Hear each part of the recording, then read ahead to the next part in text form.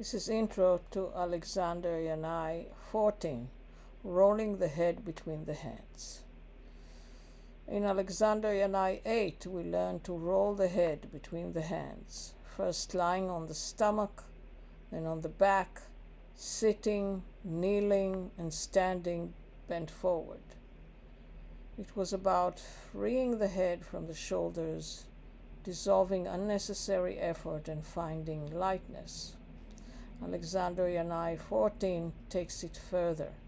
It begins lying on the back, then moves to the side, upright seating, kneeling upright, and finally standing tall.